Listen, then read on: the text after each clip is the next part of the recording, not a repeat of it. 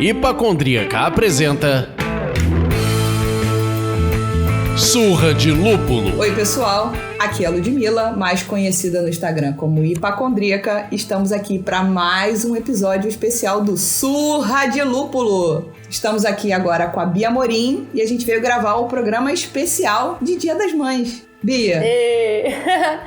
Olá, bom dia, boa tarde, boa noite a todos. Primeiro, muito obrigada pelo convite. É sempre interessante a gente poder misturar um pouco do que é o profissional com o pessoal também. Bom, me chamo Bia Amorim, sou sommelier de cervejas já faz 10 anos. Eu trabalho na área de gastronomia faz 18 anos. Sou muito conectada na parte de serviços, de sommelieria, que a gente fala também, né? Que é essa, talvez, a andança do profissional de sommelier de cerveja, fazendo leituras, escrevendo, degustando e passando a cultura cervejeira para frente. Sou muito apaixonada por vários estilos. Acho que cada ano que passa eu tenho uma cerveja favorita diferente. Legal, essa variação é muito legal. Que maravilha, eu que agradeço, na verdade nós que agradecemos. E eu sou o Leandro e vamos para o nosso programa. Então, gente, para a gente começar esse programa maravilhoso, vamos falar o que a gente está bebendo. Eu, por aqui, estou bebendo a Long Road, que é uma Hop Saison, uma colaborativa da Três Orelhas e da Heitor. A Três Orelhas, gente, eu estou beijando a garrafa agora. Uma cerveja mineira maravilhosa, cerveja... É uma cervejaria rural, isso, uma cervejaria rural, me fugiu, na cidade de Gonçalves, num lugar maravilhoso. Então, quem não segue ainda a Três Orelhas, faça esse favor para todos nós e vejam as fotos incríveis da fábrica e brewpub deles. Incrível, né? E aí, Bia, o que você tá bebendo? Eu tô tomando uma Saison da cervejaria Blondine de Itupeva, aquela região maravilhosa cervejeira. Uhum. É uma saison muito clássica, chama Spices, e deliciosa, fácil. Não é uma saison com funk muito forte, é uma saison cheia de especiarias, que mostra também que dá para viver bem sem lúpulo. Leandro, o que você tá bebendo por aí? Eu estou bebendo uma cerveja de uma cervejaria que eu já bebi aqui no Surra de Lúpulo, mas é porque tá um dia muito quente de outono, então eu fui para uma American Lager da Mojave, uma Coyote, que é uma cerveja leve, refrescante, dá para beber muito gelada. Opa. Os sabores dela tá bem entre um maltado, então dá para tocar com ela bem gelada. Eu tirei estupidamente gelada mesmo. Papilas geladas. Não era canela de pedreiro para eu não perder o sabor, mas é uma cervejinha leve para esse dia quente para Dedéu que estava aqui no Rio hoje.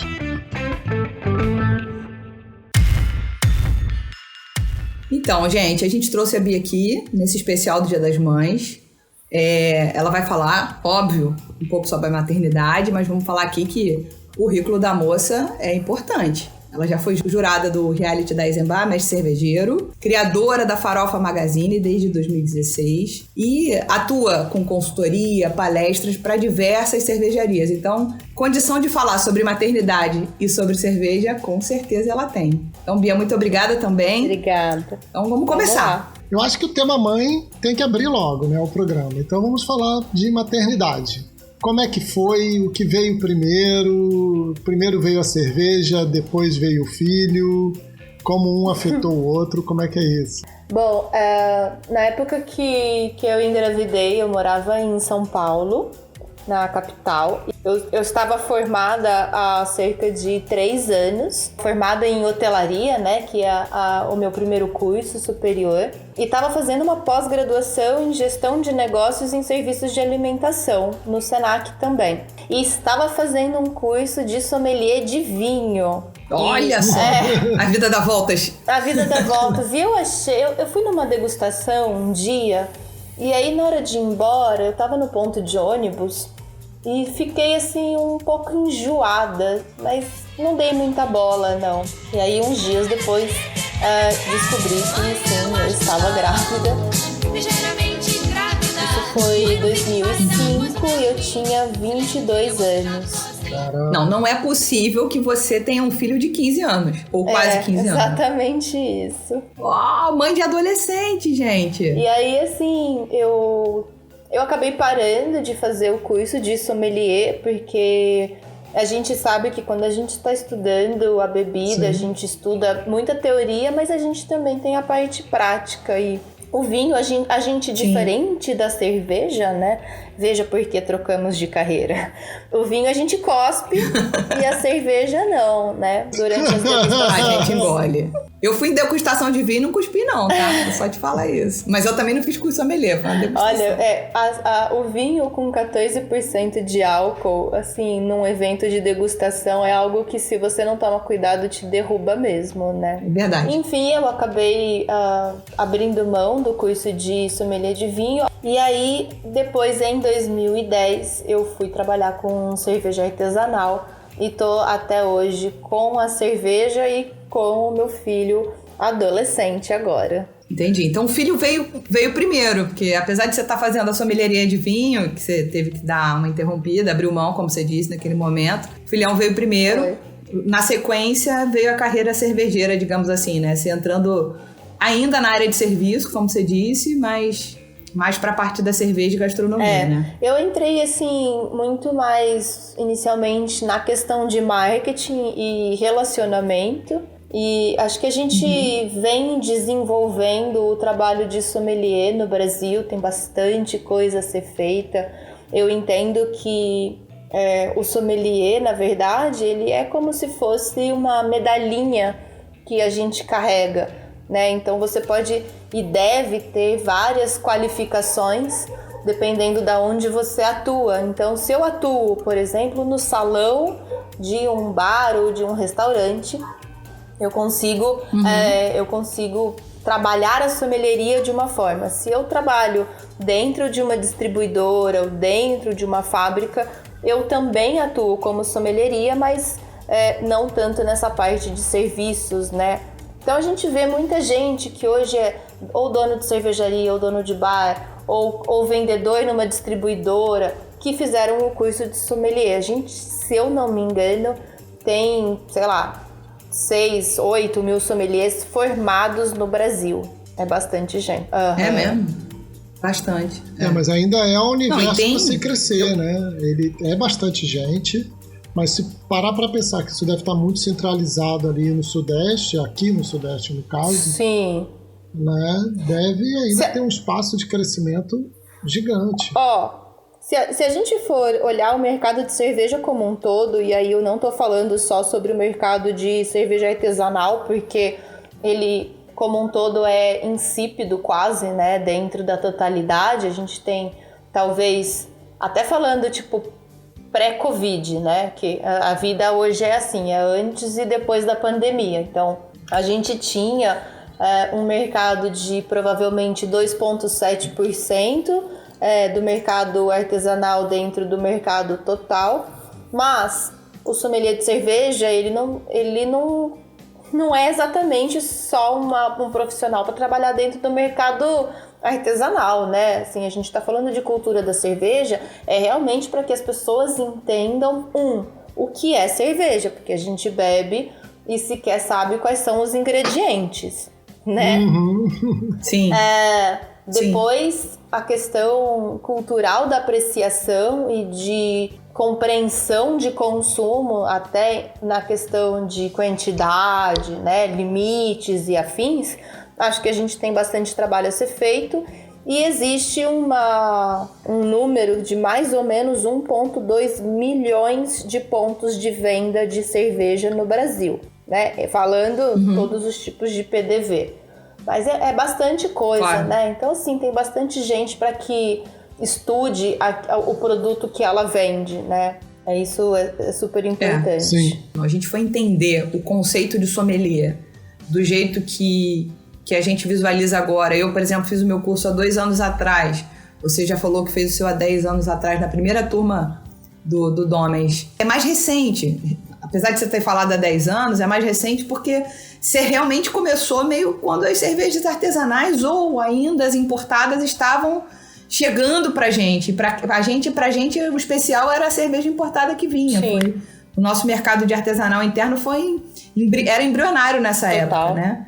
Então, o papel do sommelier, ele já existia antes. Mas, enfim, não tinha curso aqui. Enfim, o curso aqui começou lá atrás também, 10, 11 anos atrás, com o ICB, com o Senac. Sim. Agora com outras escolas que também oferecem esse curso. E, enfim, mas é um mercado muito bebê ainda. É um mercado muito pueril, muito assim. Jovem, né? Muito e eu jovem. acho que cada vez mais essa exigência, né, de você ter informações corretas, de você saber com que você está lidando, de você... Porque se a gente está falando de cerveja é uma coisa, se eu estou falando de uma cerveja que custa basicamente o que custa uma garrafa de vinho, né, algo que custe acima de R$20, eu tô falando de não só o produto, mas o serviço, né, toda a ambientação do consumo tem que ter valor agregado. E o serviço, ele é um grande potencializador de valor na experiência como um todo, né? Então tem bastante coisa a ser feita ainda.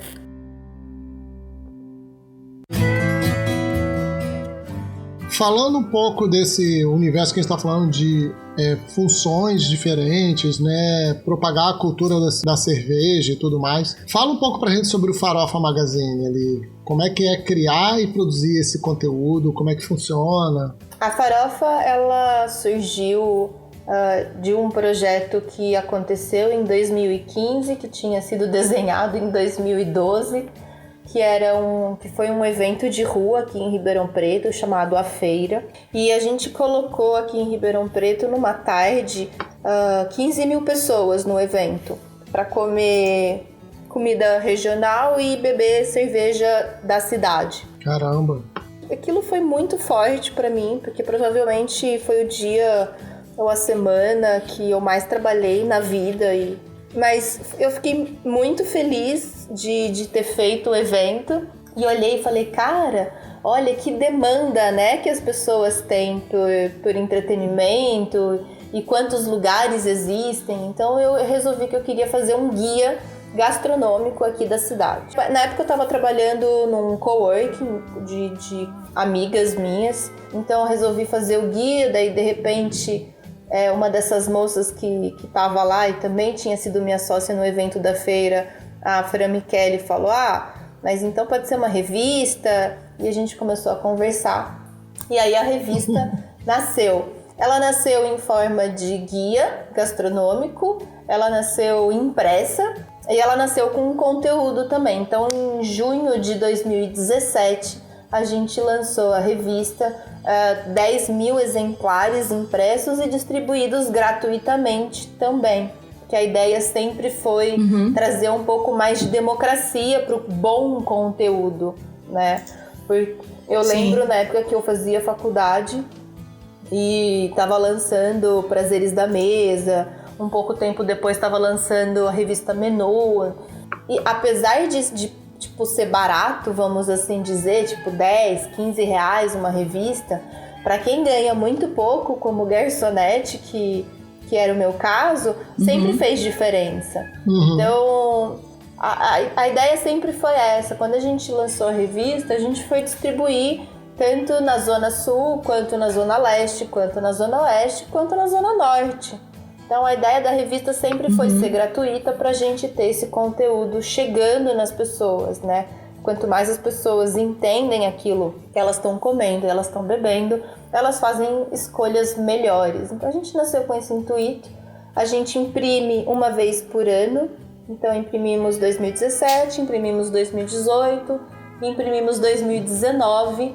Eu tô com parte da revista, talvez ainda uns 30% da revista aqui em casa, porque a gente imprimiu no final de dezembro do ano passado e eu tinha 2 viagens marcadas, uma a São Paulo e uma ao Rio de Janeiro, para levar revistas. Opa! E aí veio o Coronga. E aí o Coronga tudo parou. E aí todas as datas são revistas. A revista já tinha chegado no Rio em algum momento? Eu mando às vezes um ou outro exemplar para amigos meus que pedem, mas deve ter tipo meia dúzia só. Desta vez, porque a gente em 2017, 2018 fazia algo muito regional com a revista. E a decisão que a gente tinha tomado para 2019 é que a gente abriria a revista para ser nacional. Então a gente muda a revista, tira o guia completamente da farofa, a gente chamava de páginas amarelas, e começa a distribuir no Brasil. Então eu mandei do ano passado para esse ano para 26 cidades a revista para ser distribuída. Legal. A pessoa, sei lá, que tem uma cafeteria, ela se inscrevia num link e aí eu mandava gratuitamente um pacote para ela distribuir na cidade dela. Então, a gente mandou revista desde Belém até Porto Alegre. Agora Entendi. Eu não sei, né, como é que a gente vai fazer. Esse ano, com certeza, a gente não vai ter revista impressa. E a produção de conteúdo, mas ela continua no digital, né? O site de vocês tem uma publicação constante e tal. Tem. Na verdade, o site funciona muito bem, com muito mais conteúdo do que a revista. Quem quiser consegue ir até o site, baixar o PDF das 3 revistas gratuitamente. Ah, que legal.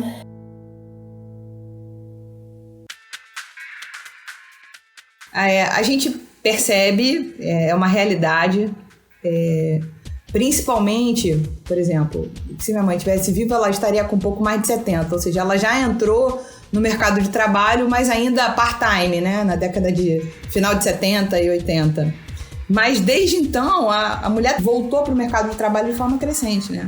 E nisso, as mães vivem um gigantesco dilema, né? Por conta da culpa de conciliar essas duas funções, do tipo, eu sou mãe e sou profissional, né? Eu sou mãe e sou cervejeira, eu sou mãe e sou consultora, eu sou mãe e sou, enfim, o que for. Como é que você lida com isso? Isso é um problema para você? Não, sou absolutamente bem resolvida? Como é que é isso para você? Olha, eu tenho que sempre agradecer muito a minha comunidade, a minha pequena bolha entre amigos e família. Meu trabalho como sommelier sempre me pediu muito, né, no sentido de viajar. Então, palestras, né, em várias cidades, aulas e consultorias. Então, eu sempre tive muita ajuda, mas sempre fica, né? Uma questão assim, podia estar me dedicando mais, né? Mas como eu me separei, eu fui mãe solteira durante bastante tempo. Aí, quando meu filho tinha 2 anos, eu me separei. E aí, assim, a gente carrega um peso, acho que como mulher, muito grande, né? E Sim. Eu sempre gostei de beber. Sempre, quando jovem, assim, na faculdade, nossa, amava festa. E acho que não tem muito como você trabalhar com isso e não gostar, né? A Lud deu uma golada agora num copo de cerveja que eu vi ali no vídeo. Até me arrepiei. Mas o fato de ser mãe, eu fui mãe super jovem, né? Me trouxe também uma questão de responsabilidade, né? Vivi momentos de não beber. Porque você tem que estar sã para cuidar da criança. E eu tive momentos de final de semana e tal, do meu filho, sei lá, tá na casa dos avós, ser um pouco mais baladeira. E eu acho que atualmente eu tô num processo de maturidade muito grande. Eu bebo pouco. Esses dias eu fui ao médico com o meu filho e a gente, sei lá, tava numa conversa lá com a médica, com a doutora, e ela pergunta alguma coisa para ele e ele fala, eu gosto de pão de queijo, apesar de não gostar de queijo. E depois ela pergunta o que eu faço, com o que eu trabalho, e eu falo, sou sommelier de cerveja, e meu filho fala, apesar de você beber pouco. Então, eu fico contente, inclusive, que ele tem essa percepção, porque ele sabe que eu trabalho com isso, então, lógico, vira e mexe, tem cerveja sendo aberta aqui em casa antes do jantar, um pouco depois e tal, mas não existe um volume grande ou um êxtase, né, do tipo, de eu estar loucona lavando louça, sabe, assim, perdendo as estribeiras, né? Eu acho que tem um pouquinho, desculpa te interromper, mas acho que tem um pouquinho dessa coisa do... não é que você é profissional e aí por isso você não bebe ou você só bebe aquilo que você precisa ali. acho que já muda um pouco o padrão de consumo. A gente falou sobre isso, né, em algum momento em outra gravação, que eu certamente hoje bebo muito menos do que eu bebi no começo da minha vida adulta, ou no final da adolescência. Devo ter começado a beber muito cedo. Exato, devo ter começado a beber muito mais cedo do que eu deveria. Coisas muito piores, muito ruins. Aí você entra numa outra... Aí você bebe pra caramba. Aí quando você entra na cerveja especial, artesanal, você começa a diminuir. Não só por preço. O preço é sempre o limitador, com certeza. Mas, e sobretudo em comparação àquilo que a gente bebia no botequim. Amo o botequim, mas enfim, sobretudo aquilo que você bebia, as mainstreams da vida e tudo mais. É bom que ele tenha essa visão de que você não necessariamente enfia o pé na jaca, mas ao mesmo tempo as pessoas na rua... você fez o curso sommelier, deve ter bebido pra cacete. Eu falei, cara, é um saco. Porque você não pode dar aquela bolada boa. Você tem que primeiro cheirar o copo, né? Você tem que cheirar, ver se tem bolha, se tá lavado certo. Porra, cara, o curso sommelier falava pra mim, porra, tu tá reclamando, tá fazendo o curso sommelier. Eu falei, gente, o dia que eu puder sentar num lugar e beber sem precisar me preocupar se ela tem cheiro de quê, qual é a fruta que tá escondida ali atrás, qual é a biblioteca sensorial que eu tenho que buscar. Pelo amor de Deus. Foi maravilhoso, abriu um leque de insano pra mim, mas é isso. É fazer profissionalmente, eu não tô ali me divertindo. Tem isso também. Eu digo que eu virei, assim, escrava, né, prisioneira do meu paladar, porque eu não consigo simplesmente sentar num bar e tomar uma cerveja e não sentir, sei lá, o diacetil, ou a oxidação, ou alguma coisa assim. Então, quando eu quero, tipo, só me divertir, eu bebo outra coisa, porque é muito no automático. Entendi. Isso também, sabe? O beber por prazer, talvez hoje pra mim tenha que ser um vinho, tenha que ser um coquetel, tenha que ser alguma outra coisa, porque eu acabo ligando o automático, né? Se tem diacetil, né, porra? Então... Vamos lá, por favor. O que seria ter um diacetil na cerveja? Vamos instruir os nossos ouvintes. O diacetil é aquela pipoca de micro-ondas, né? É uma coisa meio amanteigada, né? Que a gente sente. Manteiga. É um off-flavor. Sim. Nem sempre é um defeito.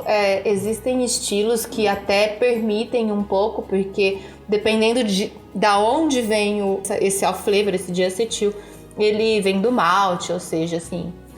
precisa entender certinho para poder criticar também, né? Mas, por exemplo, uma cerveja muito oxidada e às vezes você pega um lote muito antigo, né? De uma cerveja que já tá ali na sofrência, aí acaba esses off-flavors chegando. Então, e aí eu me irrito, né? Porque se eu tô no bar, eu tô pagando caro pela cerveja e aí eu já fico puta da vida, daí já, tipo, fico chateada com a marca. E às vezes até... Que ela não sabe separar. É do dono da marca e não sabe separar. Muitas vezes sim, viu? E, assim, se tem contaminação, muitas vezes não, mas em geral eu escrevo pra marca. Porque ele tem que saber, né, pra quem ele tá vendendo. Porque no final ele é a cara da marca dele depois. É meu papel também como sommelier, né? Claro. Bia, você falou da história sua lá com seu filho no médico, né? Eu queria voltar sobre isso. Qual é a relação que os seus filhos têm com a bebida alcoólica? Você já fala sobre isso? Eles te abordam? Eu tenho 2 filhos e a cerveja é presente aqui em casa e eles já entendem isso como uma rotina e eles me perguntam. Eu queria saber na sua vida como é que é isso. Eu acho que tem uma clareza muito grande na questão de idade e prova e tal. O meu filho provavelmente é muito mais responsável do que eu. Ele é muito mais sistemático, ele é mais organizado, né? Eu tô criando meu filho realmente para ser uma pessoa melhor do que eu, inclusive. E aí o Matheus, eu acho que ele tem uma percepção ali de responsabilidade muito grande, então ele nem sequer nunca... Ele não gosta muito de comer coisas diferentes, então a cerveja acho que até faz parte dessa coisa de... não quero esse troço esquisito. A gente também nunca ofereceu assim, do tipo, opa, vamos tomar uma cerveja, isso nunca. Mas tem muita clareza, né? Assim, quando as pessoas conversam com ele, ele fala, eu sei que cerveja é pra maior de 18 anos e tal. Mas ele sente cheiro quando a gente abre. Legal. Quando serve o copo e tá perto. Aham. Assim. Então tem uma questão de, nossa, essa cerveja parece que tem mais álcool, nossa. Ele sabe o que é lúpulo, ele sabe todas essas palavras, inclusive. Até porque, muitas vezes, ele lê os meus artigos que eu escrevo pra Farofa e ele me ajuda a editar. Que maneiro.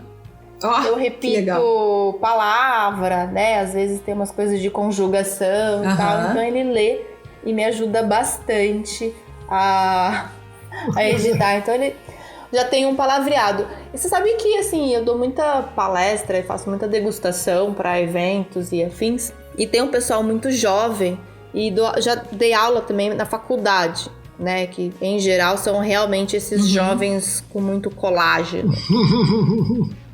E eu vejo que muita gente tá entrando agora no mercado já nessa vibe do saber beber. Não é nem só falar a questão do artesanal e tal. É com uma outra cabeça diferente da gente. No meu caso, 20 anos atrás, que é quando eu tinha 18, né? Então, poxa, 20 anos atrás, cara, acho que você desse 10 reais pra uma criança, ela conseguia comprar um maço de cigarro na padaria, né? Com facilidade. Você acha? Não, eu tenho certeza. Nossa. Não. Assim, eu com... Seu filho tem 14? 14. Ou 15? Eu com 15 anos, eu acho que em casa, na minha casa, a bebida alcoólica sempre fez parte das celebrações em escala. Assim, muito. Sempre bebeu-se muito. Meu avô bebia muito, meu pai bebia muito, enfim. Então a gente cresceu vendo isso absolutamente normal. A bebida alcoólica estava associada à celebração. Nunca vimos meu pai beber porque ele estava chateado. Então, também era uma coisa, tipo, eu nunca bebi. Já bebi por causa de uma tristeza, mas é menos comum. Atualmente, na maturidade, eu só bebo se eu tô bem. Se eu não estiver bem, eu nem bebo. Mas bebi muito cedo. Com ele em casa. Eu sou da fase da década de 80, eu vou fazer 40 esse ano, que molhou a chupeta na cerveja. Ataquem pedra em meu pai, ele já não está nem mais aqui para poder se defender. Mas, enfim, a gente, de fato, conviveu com a bebida alcoólica mais cedo do que a gente deveria. E certamente bebeu muito mais do que a gente deveria ter bebido nessa fase inicial. É uma relação meio confusa. E agora muda um pouco isso, né? Tipo, o meu consumo agora deve ter uns 10 anos, que mudou um pouco esse padrão de consumo, né? Então, tipo, eu acho que tem isso. E eu também acho que desmistificar, né? Se a pessoa tá vendo dentro de casa que pode ser normal, que pode ser legal, que todo mundo respeita todo mundo, é mais fácil do que ser um negócio escamoteado, escondido. Aqui em casa estranho. eu tenho dois, um de 10 e um de 13. Eles são completamente diferentes em relação ao paladar. O de 13, o paladar dele é totalmente aberto. Ele aceita comer tudo, experimenta. Sempre gostou muito de frutas, então ele corre atrás, sabe assim. Tá começando a desenvolver umas manias agora. E o de 10 é muito restritivo. O paladar dele é o paladar seguro, ele só faz aquilo que ele tem certeza que ele vai gostar.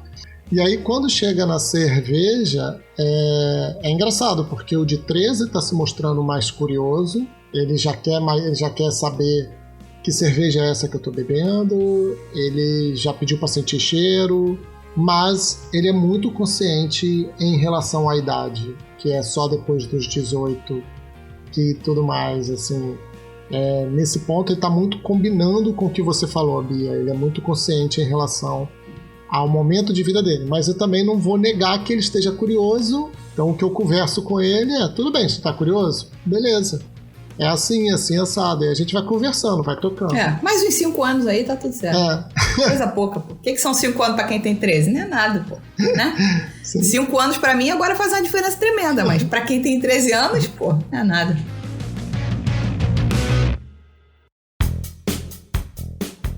Então, pra gente começar a se encaminhar pro encerramento desse papo, que podia durar muitas horas.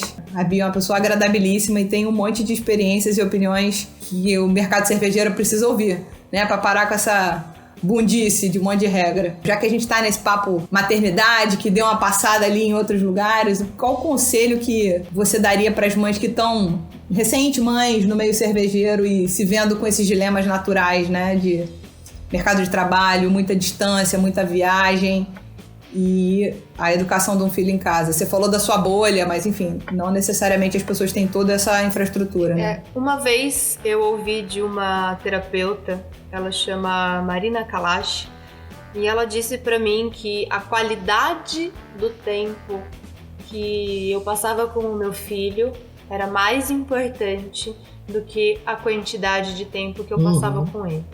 E é exatamente o mesmo conceito filosófico que a gente carrega como profissional, falando de menos e melhor.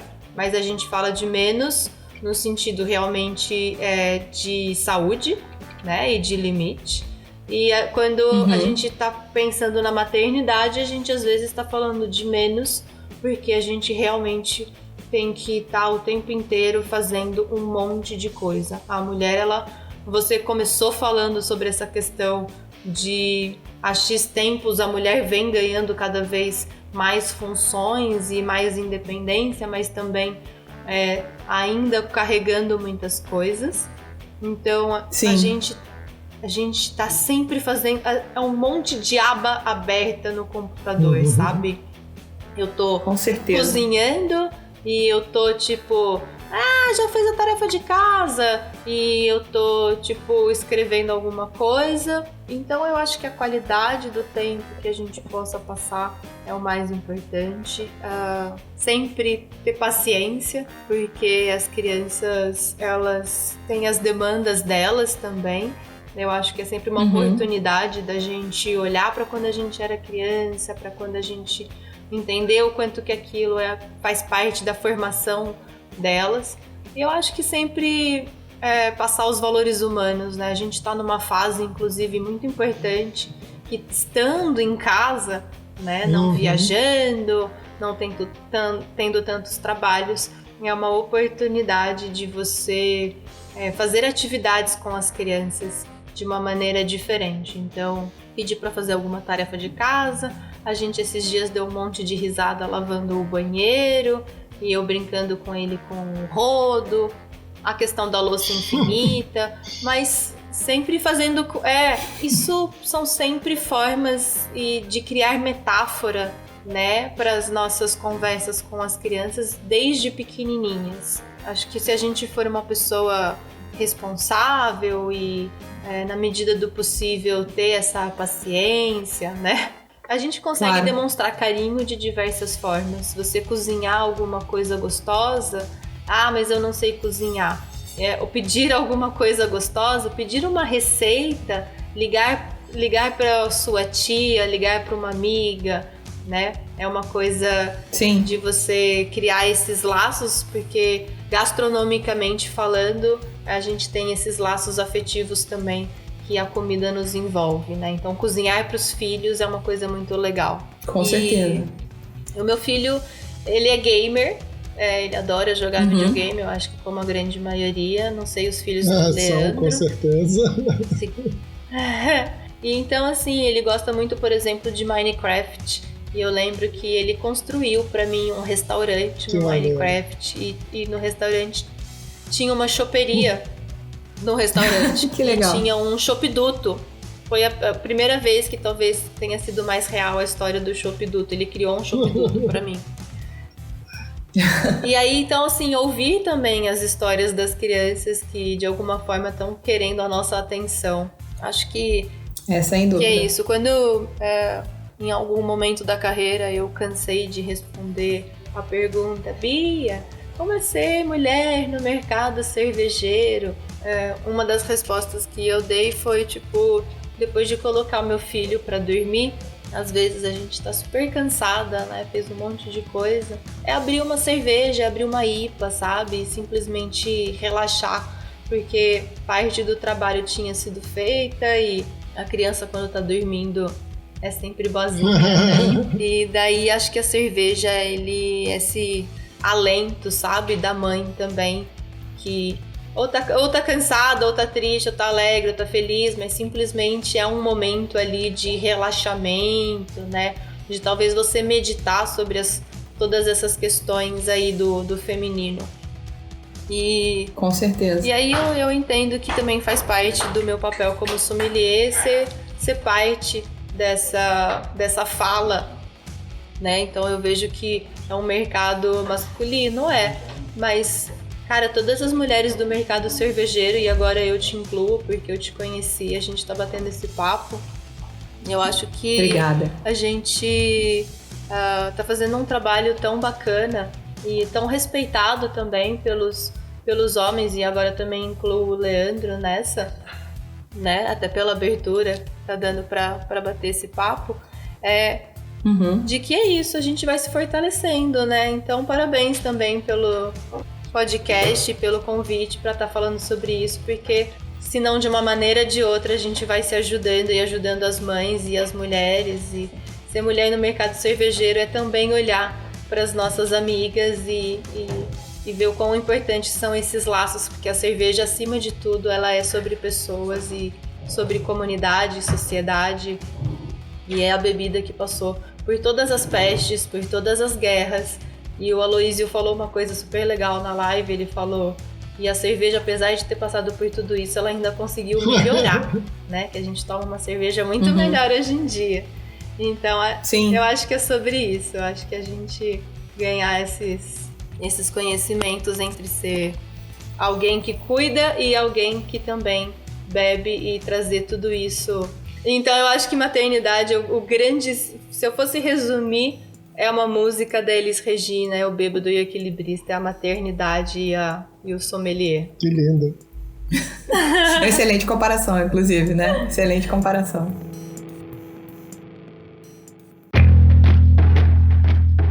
Você que está ouvindo esse programa, vai lá, pega na sua adega uma cerveja que tem aquele abraço maternal. Aquele te dá aquele abraço que você sente aquele calor, aquele conforto, aquele carinho. Faz uma foto, posta, marca a gente. Marca a Bia também, que a gente vai gostar de ver. @Bia Sommelier. Que a gente vai gostar de ver vocês recebendo esse abraço, tá bom?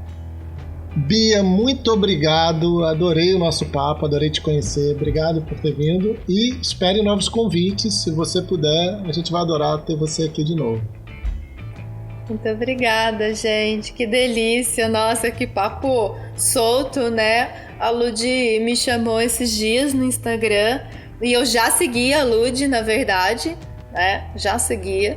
A gente já tinha se esbarrado numas lives essa semana, é uma coisa quase que tipo, te conheci naquele bar, sabe?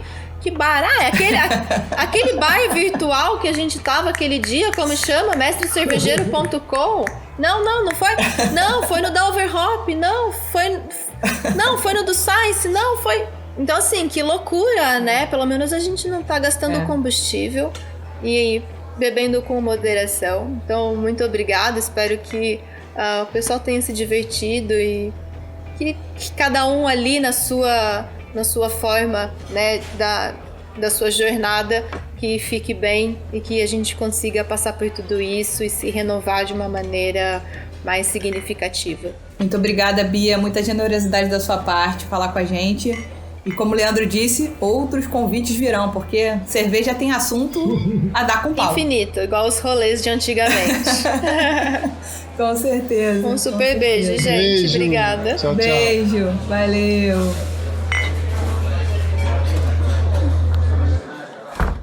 Errou feio, errou rude. Pois é, meus amigos. No primeiro programa, eu cometi uma gafe, né, um erro. Eu coloquei Deus como uma cerveja trapista e Deus não é uma cerveja trapista. Deus é uma cerveja belga, ela não é trapista. Ela é uma cerveja belga toda especial, foi a primeira cerveja produzida pelo método Champagnoise, que eu nem sei pronunciar direito, do mundo, que é a Deus Brut des Flanders. É uma cerveja artesanal espumante, sofisticada e complexa. de produção limitadíssima, começa a ser produzida na Bélgica e vai terminar lá na França. Na Bélgica ela realiza a primeira e a segunda fermentação e lá na França ela é envasada em garrafas de champanhe e passa pelo mesmo processinho de repouso que os vinhos franceses. Que isso, hein? Agora você foi que foi. Muito bem, muito bem. E fala de trapista, Lud. As cervejas trapistas, infelizmente, passou desapercebido por mim também, meus amigos. Era muita emoção naquele programa. A cerveja trapista é especificamente um tipo de cerveja produzida sob a supervisão dos monges da Ordem Trapista. Então, são 171 mosteiros trapistas existentes no mundo. Porém, meus amigos, apenas 11 estão autorizados a marcar suas cervejas com selo de autenticidade trapista. Então, a gente errou, e porque a gente errou, e a gente é curioso, a gente veio aqui contar pra vocês. Mas esse não foi o único erro, não, né? Não foi. Um outro erro foi, a gente disse que a capa preta, também no calor da emoção, era produzida em BH. Não, senhores. Nova Lima. Capa Preta é produzida em Nova Lima. Então fica aí o nosso carinho pra Capa Preta. E a região de Nova Lima, que é maravilhosa, cheia de cervejarias lindas. É quase um condomínio cervejeiro, eu vi o dia desse numa live. Muito bom. Eu queria colocar aqui também que cometemos um erro de classificação. Eu sou muito viciado, eu particularmente sou muito viciado em chamar as cervejas convencionais de industriais e as cervejas artesanais, as craft beers, como cerveja artesanal, mesmo que elas também sejam produzidas em indústria, porque elas têm mapa, tem registro do mapa, né? Que é do Ministério lá da Agricultura e tal. Então, por menor que seja essa indústria, ela ainda é industrial em si, né? Na semântica da palavra. Então, pra gente não cair mais nessas armadilhas da emoção.